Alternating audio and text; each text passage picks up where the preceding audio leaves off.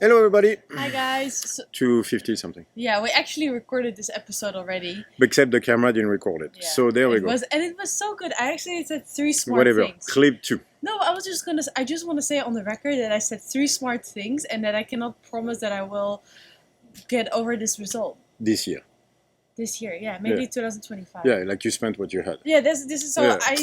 But of course, it's not on record. That's how it works. Yeah, exactly. Anyway, so what were we talking about? So I'm gonna, because as usually was, as we say, pêle-mêle in French, which means everything at once. So I'm gonna try to establish from the beginning what the point is, and then I'll explain as we go, because not everybody watches the whole video, because this is YouTube. I know I should do clips on specific parts and everything. That would be, if someone wants to do it for me, it'll be done. I'm not doing it. So there you go.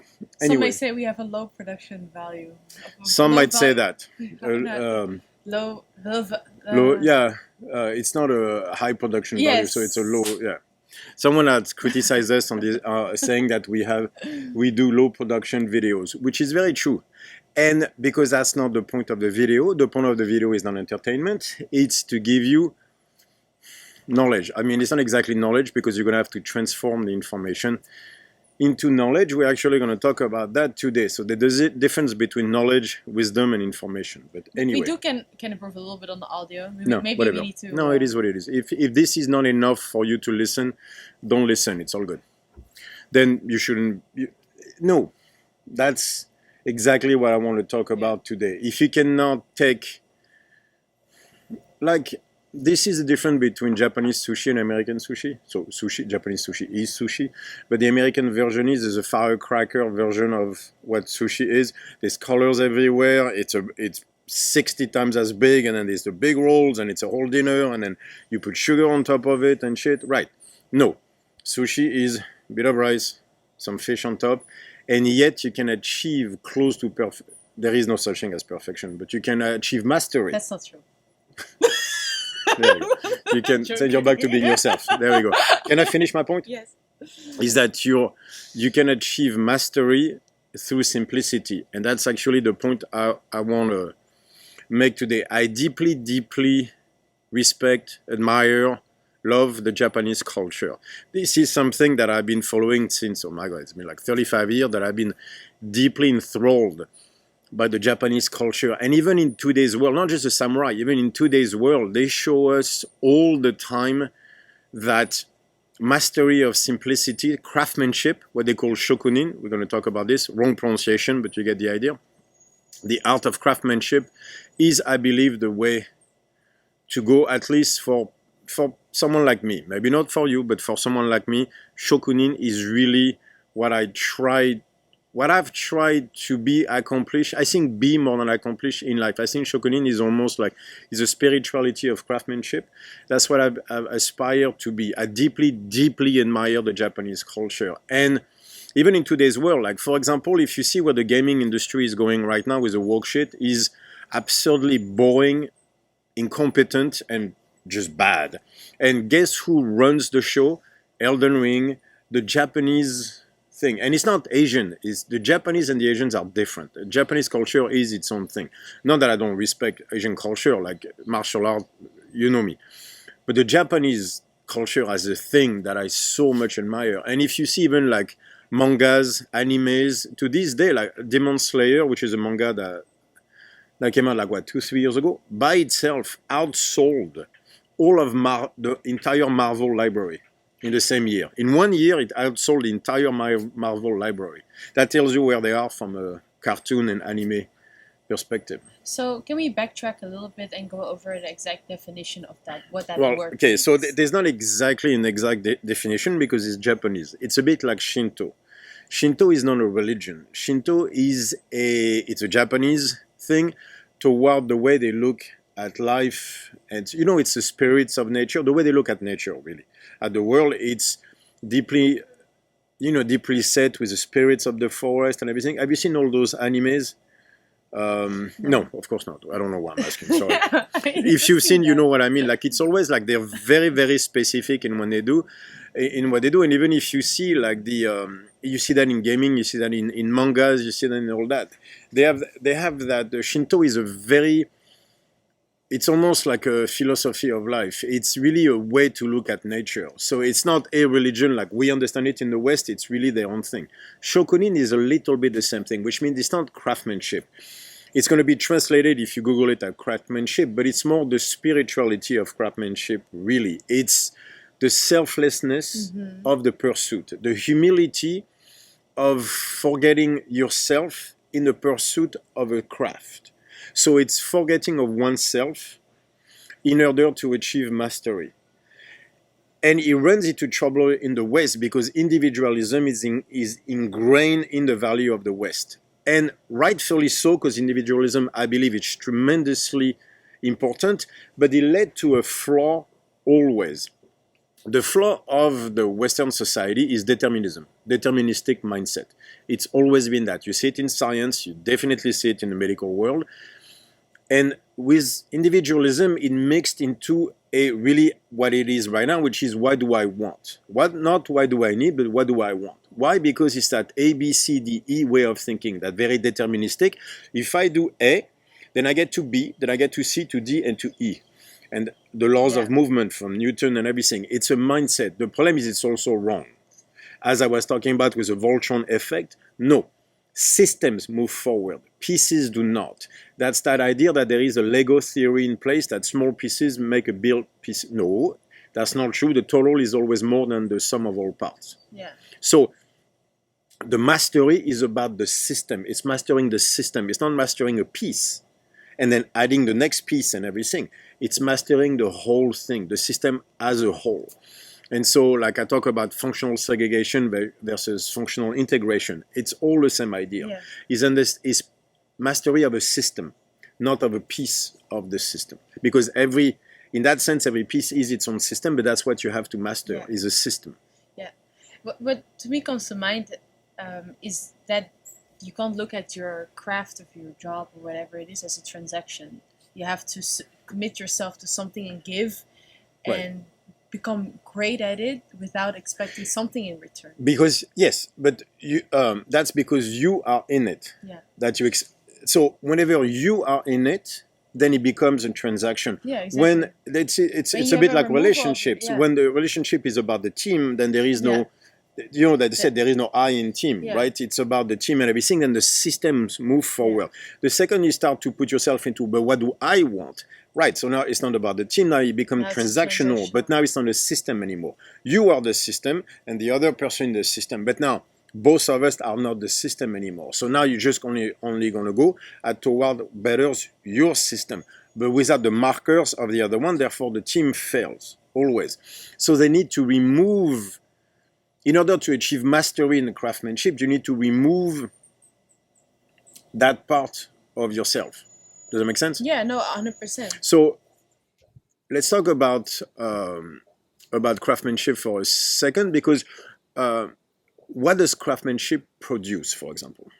Because craftsmanship, if you see, produces things. But I was thinking about that the other day, is because I had a tendency to separate like intellectuals and craftsmen, in the sense of the byproduct of the work of an intellectual is a thought, an idea, just another thought that leads to another thought. The byproduct of the work of a craftsmanship is a thing. So there's a marker to that. We can see if the thing is good or not, right? But there's also a craftsmanship in forming ideas. That's where critical thinking of the West was so great. It's like, all right, let's be a craftsman of ideas. Right. So you're going to produce another idea. The danger in that is that in order to know if the thing that you produce is good or not, you're going to have markers. And too much in the West, you see intellectuals producing another idea that produces another idea, and yet they do not look at if the physical consequences, the reality of the consequences of that idea are positive or negative. Yeah. You see that with communism a lot. Everybody's always calling everybody a Nazi and stuff like that, but no one is looking at the fact that communism, World War II, between Mao, Stalin, Lenin, and everything, you're talking 60, 70 million deaths, which is far more than Hitler ever did. So Hitler is the worst person that ever lived. But if you look at the war he caused and everything, you're talking between 10 and 20 million people, between everybody that he gassed, but also the World War II and everything. If you go east, you're talking 60 million, easily. So, but yet, and I'm not comparing the two, it's not the point. The point is that we are not talking about that because communism is such, as a thought, is so enjoyable. Or look, we're going to have equality of outcome for everybody. We're going to divide everything. So they're playing off of empathy, whereas the Nazis play off of an eugenic idea of like we need to cut the fat, we need to trim until like survival of the fittest type of thing, which is much harder mentally to think because it could happen to you. Yeah. Whereas communism, it goes like, no, we're going to give you stuff. Whereas if you look at what Hitler was saying is we're going to take stuff away from you. So it's, but the communism has failed in the sense of like, all right, does it work? Yeah. And that they're incapable of going there, if that makes sense. Yeah. I mean, not to say that Hitler did anything good, because I know that there might be people listening going like, well, you're comparing the two. No, that's not what we're saying. But the saying is that... No, I'm saying they're as bad or worse on the other side. Exactly. There's bad and there's worse. Yeah. And I'm sorry, but Mao was worse than Hitler. Yeah, in that sense. When it comes to by the way, killing the amount of people. No, but Stalin starved 5 million Ukrainians starved to death. Yeah. Like, there's pictures of Ukrainian markets where people were eating people. Yeah. They were legitimate pictures of dead, skulls and human parts to be eaten because there was nothing else to eat. No, but it's the most insane. World War II was the most insane time in human history. But anyway, so my point is of all this is the craftsmanship is so that spirituality of craftsmanship is going to require you to not go into what do I want, but more what is needed in order to achieve the thing. Because I had conversation with some of my clients, and I'm not calling anybody out. I'm just using it as an example. It's like, I need to understand this. It's like, no, you don't, because understanding this requires your head to have, first of all, do you have the knowledge in order to understand the subtlety of the programming? Probably not, because you might not be a geek and all that studied this shit for so long and has been doing it for so long. So you might not have imagine if you're doing jiu-jitsu and as a white belt or blue belt, you tell the black belt, I need to understand why the sweep is doing that way. I was like, as a blue belt, no. As a blue belt, what you need to know is you need to understand the faults in your technique. You put your hand, especially as a white belt, you put your hand there, you put your foot there, this is a sweep. As you go toward purple, and you understand your own game, now we can talk about concepts. It's like, look, a sweep works. But in your case, because your legs are longer, you could do this or you could do that. So we start to adapt what I told you to do, and don't worry about it, just do that. Now we can adapt it to your game. And then you get to brown belt, and then obviously black belt. Now you start to understand the concept of the sweep, and you adapt it as you go. But we can talk about concept of sweeping, but that conversation happens between the brown belt and the black belt. Yeah. Not between the blue belt and the black belt. You don't need to understand the concept. What you need to do is to not fuck up the technique. That's what you need to do. So a lot of the time with the programming, it's like, no, you don't need to understand why I'm making you do what I'm making you do. You just need to do it. And over time, why you're doing it is going to become clear through results. And then eventually one day, we'll be able to talk about the concepts of why I program it the way I programmed it. But there has to be, as they said, there's levels to this shit. Yeah, and it's also from the coach perspective, like on one side you have the athletes that often want to know why they do X, Y, and Z because they find it important to occupy their mind with it. But on the other side, I see in the strength and conditioning world, and I'm very guilty to that as well, is coaches wanting to explain why they do X, Y, and Z because they're justifying their job. And it's always attractive. It is a very different mentality. Look, I'm a great am I? Yeah. Well, besides that, it's like I think there's just a very different approach in strength and conditioning world than, for example, the jiu-jitsu world or the world where I am coming from, which is the sprint world. In sports specifics or maybe martial arts, there's a great respect and trust within the teacher.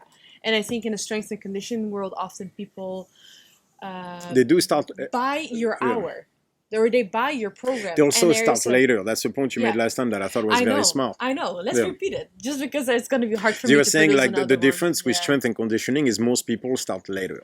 Yeah. I do think it's a very And they different start alone, idea. by the way.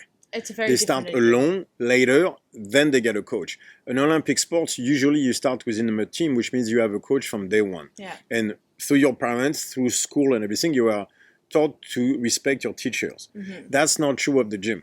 Yeah. And by the way, most trainers socially speaking, as seen as jokes anywhere. So you get there, oh yeah, you're just telling me what to do. Yeah. But so there's a completely different approach to the, instead of having like that Japanese master, like martial art teacher type of thing, it's more like there's a guy who's going to tell you how to do the movement.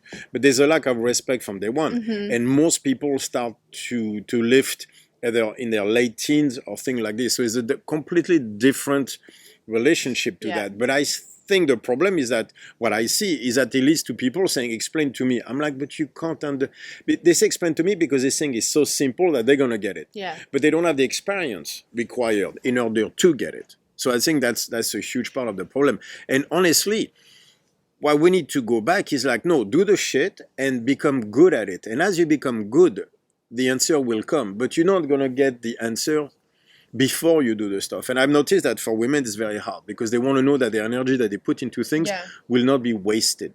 Yeah, 100%. They want to have a justification of the energy spent. Yeah, always. And the thing is, no, you don't. Yeah, you don't. No, you don't.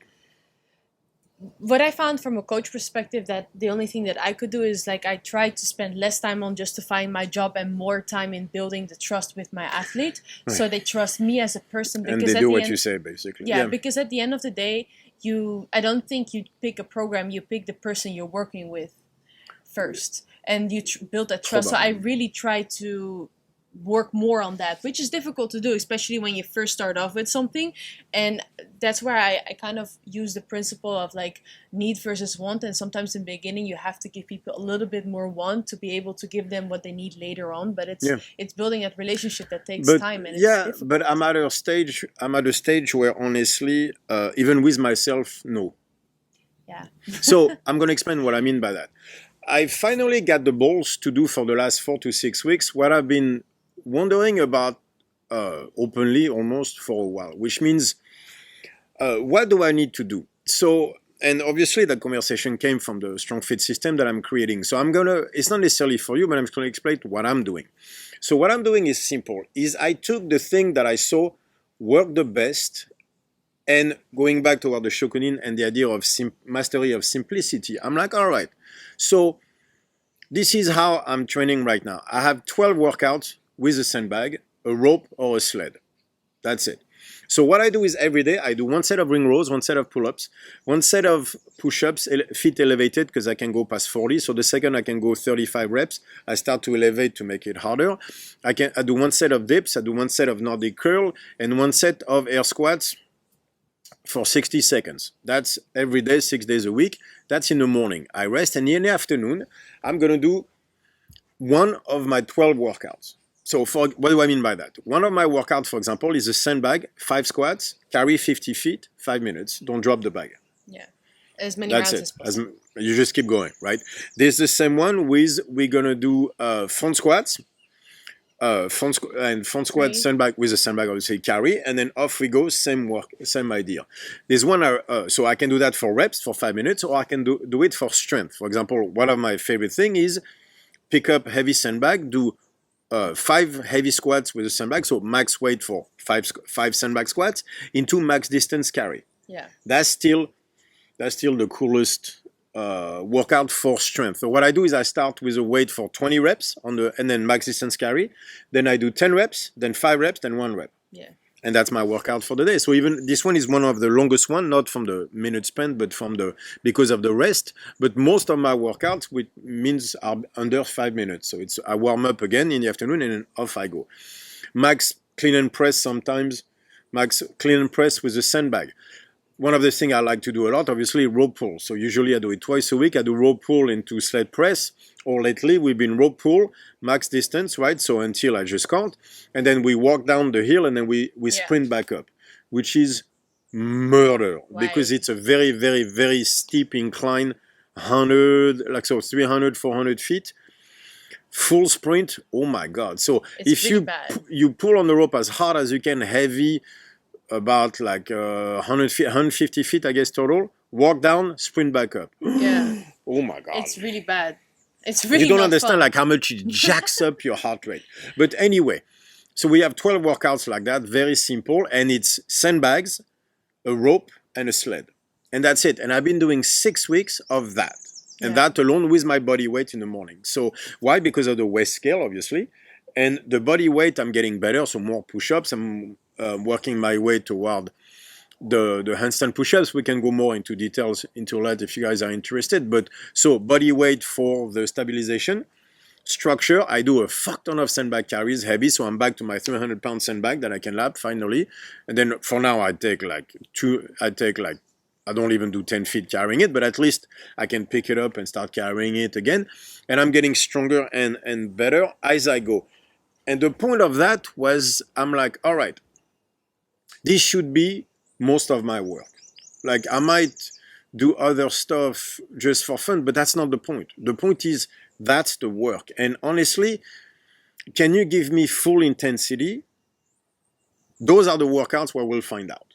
Yeah. And I got to tell you, the first time I did the 5 minutes, I lasted under 3 minutes. And That's I was what like, she said. oh, that's funny. And I was like, oh shit, no, don't touch that when you laugh, otherwise you make the microphone moves. And then I struggled to cut the video after. Anyway, I couldn't do the workouts. I couldn't do, when I did the sandbag squats and max distance carry, by the time I got too heavy, I just completely collapsed. I realized I had lost so much overall by not focusing on what is the hardest thing to do, which is heavy sandbags. Yeah. So, for example, doing heavy pickup and carry, my traps are growing again. And honestly, I've lost a lot of strength in my traps that the shrugs, the farmer's walk just could not. It does not compare, as much as I love the strongman stuff that I did because I competed. It is not the same thing as a heavy sandbag carry. Yeah. So I was like, all right, so in the spirit of Shokunin, let me just go toward mastery of simplicity. I was like, all right, heavy sandbags. Because nothing feels worse than this. I gotta tell you, your carry, a farmer's carry, it's actually enjoyable compared to a heavy sandbag carry. So I was like, especially for me, it's either the Zercher carry or the front squat. It's just, I don't have a strong upper back, so it murders me. But guess what? So don't get me wrong, it took me 3 weeks to start getting the machine kicking full blows again. But right now, my workouts are really, really, really good. But they also jack up my heart rate in a way that the other workouts were not doing anymore. I'm able to push into like, oh my God, I'm going to have a heart attack type of feeling far more. So now I can do, instead of doing just one run up the hill, I can do two. I rest 2 minutes, I do the second one. Yeah. And again, I'm going to feel like I'm going to have a heart attack. But I can jack up the intensity to a level because I can take the discomfort. Yeah. I've stated before that I thought the reason I did 1,000-pound yoke carries because I did a 400-meter sandbag carry every single day. And I am convinced that is true more and more. It's sandbag carries all the time. Yeah. Because it's uncomfortable and you cannot do any of that without your core fully engaged in a way. There is no want in all of that. It's just you do what the sandbag tells you. Yeah. I want to first I want to say something, then I want to ask you a question. Yep. But I'm going to say it now because I don't think I can hold that many thoughts at once. Okay. So first, I would like to ask you a little bit, like, what do you mean with what is it that I really need? But before that, I want to say, like, there's a part of this training with the sandbags that is very interesting because if you lift on a barbell, if you lift on a yoke or farmers, there's a justification of the energy too because there's weight on the bar. It's very, very measurable. Whereas sandbag isn't. It's actually usually less than the weight that you can carry on the sandbag. So it is not justifying the effort you're doing mentally. So there is a humbling aspect to it. Am I saying something smart again? Oh my God. At least it's an interesting point of view that because I don't look at it like that at all. But that's a very interesting point of view. I can understand how people would say it like that. Because I'm saying that because right now I'm working a lot on my squat, and to get my squat up, I'm working on the sandbag squat. And right now I'm working with 95 kilos. It's like a little over 200 pounds.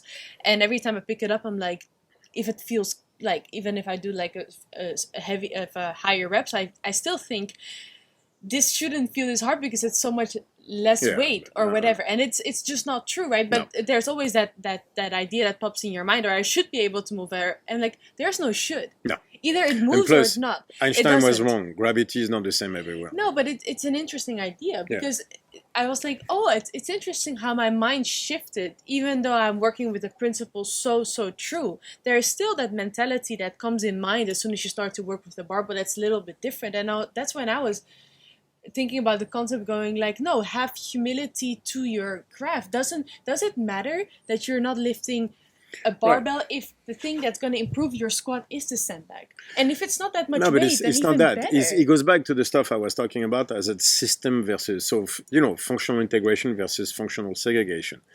What you're doing with the barbell is you're taking something out of context. Mm-hmm. Yeah, Yes, but look at yes. the weight. So, for example, on a barbell, you can go from 180 pounds to 185 pounds. Yeah. There's a justification of energy Yes. spent because you saw progress. On a sandbag carry, you're just going to go a meter further, but it kind of looks the same, it feels the same, you didn't measure.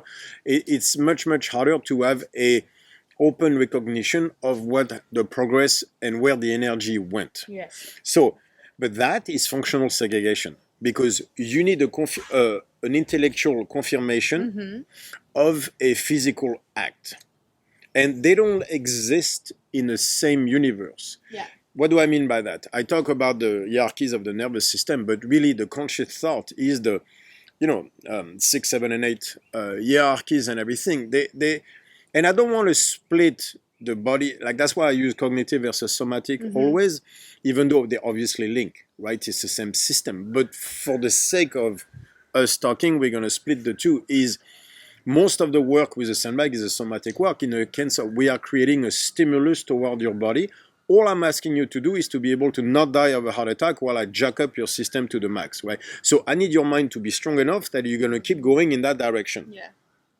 Once we start to go toward justification of what do I think in the conscious thought, we have left the realm in which we are training, which is a somatic, which is, no, I need intensity, not a mental justification. So instead of putting the energy toward not quitting in the workout, now you're putting the energy in a wrong place toward the justification. But the problem is you're not in the same level as I need you to be at. I need you to be in the somatic, not in the cognitive whenever you train.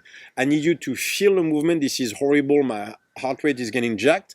That's progress. The second, there's a mental process of ABCD determinism.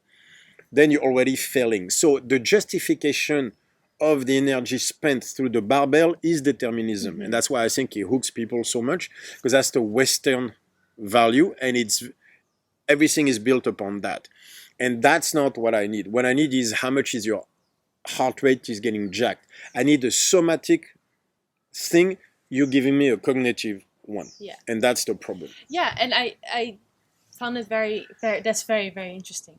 Because a few weeks ago, you were telling me that I need to work my squat through the sandbag, and I've been doing that for a few weeks. And as I'm doing it more and more, I start to feel the movement where in the past I would move from A to B with the squat, and Right, I was exactly. always complaining that I didn't feel my squat. I feel my deadlift. In a way, I feel even my bench, even though I suck at it, but I feel the bench. I don't feel the squat. And now I'm starting to move with the sandbag, and I start to have all these questions, and I was talking to myself going like, you cannot go back to the barbell until these questions are gone, because that means that you're not connecting to the movement. Until those are gone, you cannot squat properly. So what I need you to do is to take away, one might say, burn those questions, and do the movement until it's gone. So that's why for the 6 weeks I've been doing just the heavy sandbags, because it allows me to burn the questions. You know exactly what I mean when I say that. A heavy sandbag carry, there is no question. Is you take that thing and you try to go as far as you can, and you're going to die in the process. The only question is, will your mind or your hammies break first? Yeah. Which one is going to break? So everything is like that. That's not to say it's a burn the question workout. That's not what I mean where I push the intensity. But I push the mental intensity.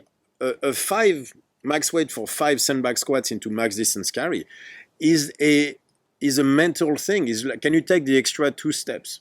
Right. So it's not the burn the question where we do the row pulls first and then the stuff, and it takes an hour and then it takes you a week to recover. That's a different thing, right? But it's the same idea of burning the question during training. And let's be honest, where else can you do that? Yes, heavy farmers, heavy yoke and everything. to a degree, but I still think the simplest test of all that is the heavy sandbag, which is why that's what I'm doing. I have that thing where I power clean into a Zercher carry, so it's all on the top of your chest. We carry 50 feet, do it for 3 to 5 reps. This puts my soul into a dark place like nothing else does. Not even a 1,000-pound yoke carry was as painful in my soul as that workout.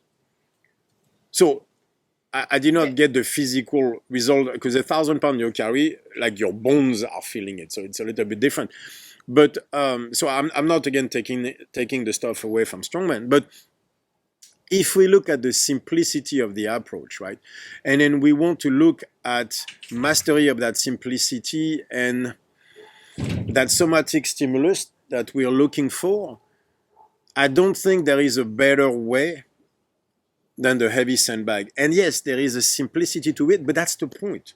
Because I'm looking for functional integration, which was what I call functional integration template, training template, the fit template.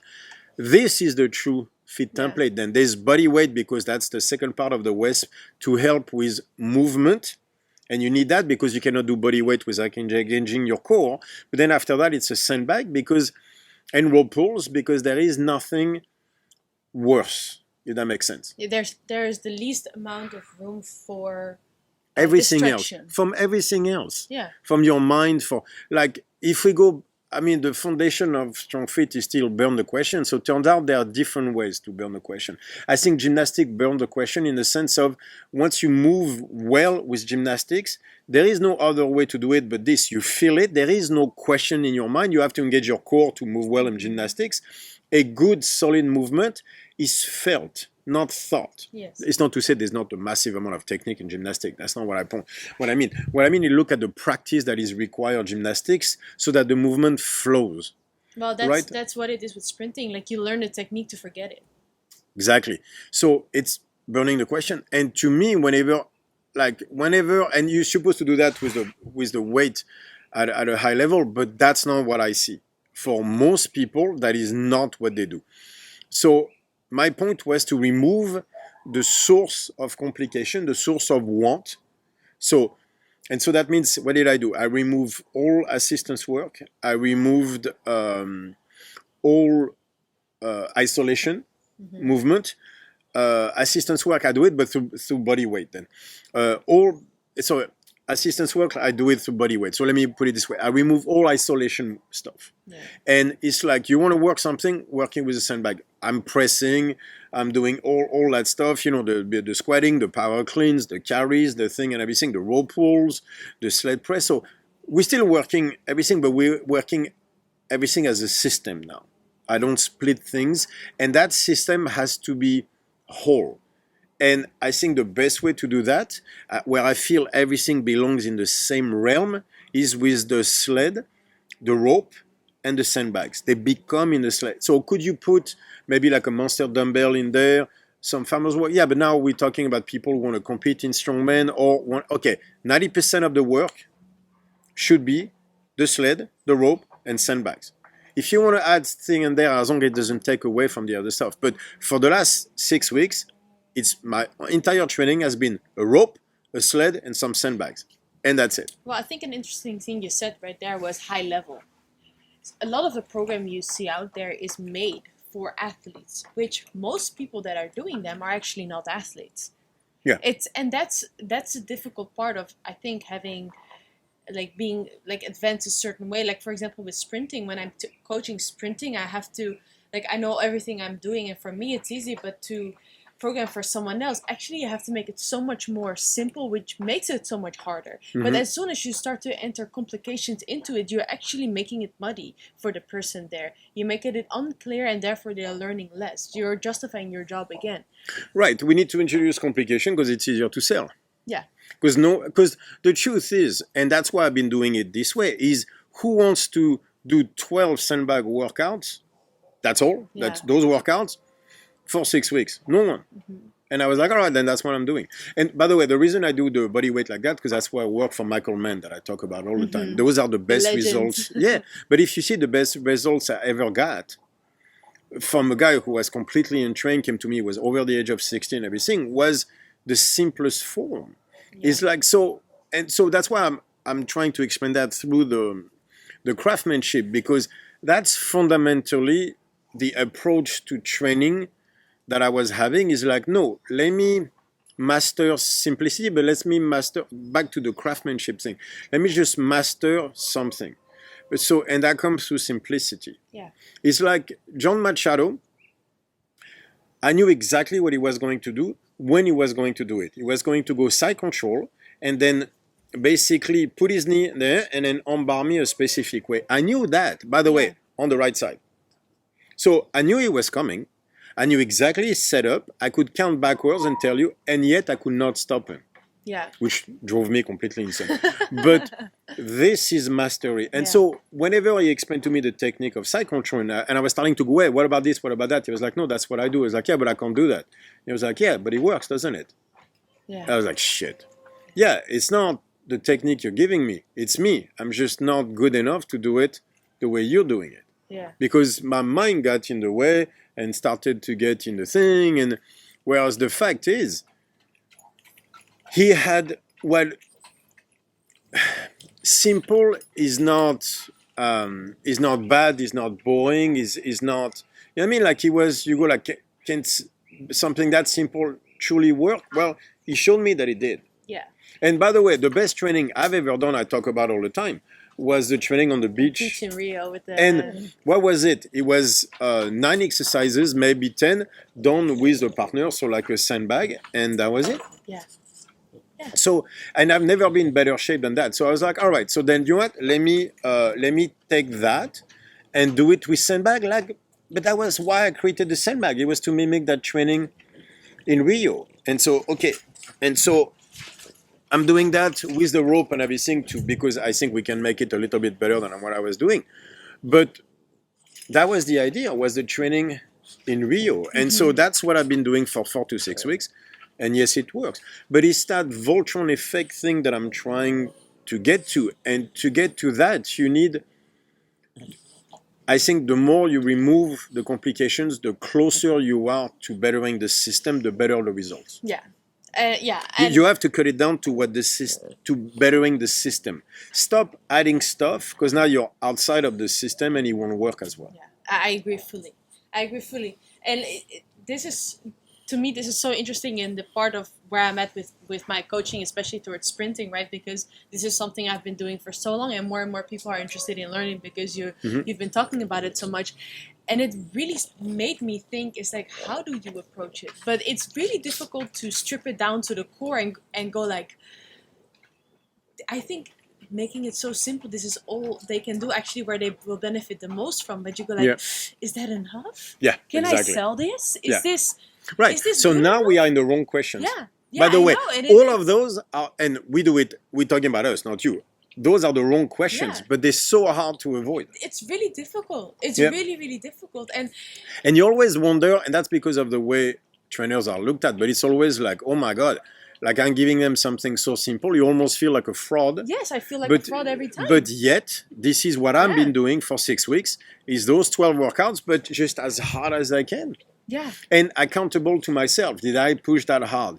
Did I do it? Am I taking a day off because I'm exhausted or because I'm just lazy? This is where the progress is. It's like, did you truly give what you had? And some of the workouts, dude, like the first time we did a rope pull and running up the hill, like 2 rounds, did it 3, I did 3 rope pulls, 2 sprints, you did 3 rope pulls, 3 sprints. Purely because Julian did 2.5, and I was like, I cannot let this freaking strong man... Take her 3 days to recover. It took Oh me my 2. God. Like It it was literally took me horrible. 2 days. I had to take 2 days off. It was so, It was bad. it was so hard. It was really Yeah. difficult. So, and so it was a different type of burn the question, but yet in the same realm. And so at the end, this is the base of Strongfit, is burn the questions. And so that's what I've been doing, and that's it. And that to me is the Japanese sushi. Yeah. So is sushi is that.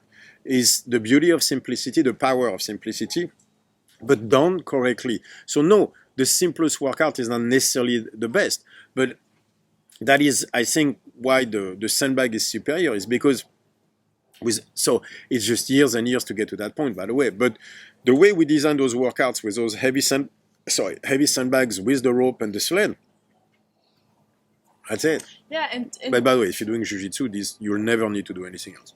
yeah, I don't think you need to do anything else. I might put strongman here and there because I like the sport, but it's not necessary. And if you do jiu-jitsu, I swear, that's it. yeah, and what I ask back to those clients that do question is like, how do you know you can digest more? That's the only question I know right now that can answer that, because mentally you can, but not physically. That's a question I ask myself. Can you digest more? Can you do more with the right intensity? Otherwise, you shouldn't. And ask yourself that: Can you digest more somatically versus cognitively? Yeah. Too many times, because I see it with all our clients, and I make that mistake. Is like you think cognitively, well, but that's not what we're training. The realm we are in when we train is the somatic realm, and that is the intensity. So for me, I gauge the workout based on how much it jacks my heart rate. My capacity, when my heart starts to go past a certain point where I'm like, why it almost to give you a panic attack, because you go, oh my God, like, you're like, my heart cannot beat any harder, or not faster, but like harder. Like it has to pump so much blood, you feel it's at its max capacity of pumping. Not faster, there's just capacity of pumping, because the heart does two things. Faster, but also pumps more blood. I've noticed that the best workout is the one where the heart has to pump the blood the hardest, and it's a very specific feeling, because I feel like my heart is gonna explode, but not from speed, from like pumping hard. That's the intensity I'm looking for.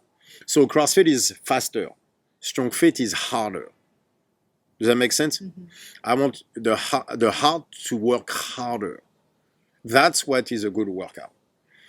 Everything that comes cognitively is the wrong point. Yeah. Anyway, it's starting to rain, so we're going to cut this. If you have questions, we'll do it next week. Yeah, then next week we have to talk about, what was it again when we were talking about religion and the medical... Oh, yeah, I'll go into this, because, postmodernism is leading people in the West, what everybody thinks is a new form of communism, but I actually think it's a bit more... I think it's a bit of transformation. I don't think it's full communism. I see it more as a transformation of the medical world. Like, the state is a doctor and people are patients. Let's talk about that next I'll explain that next week. Okay, See you guys. bye.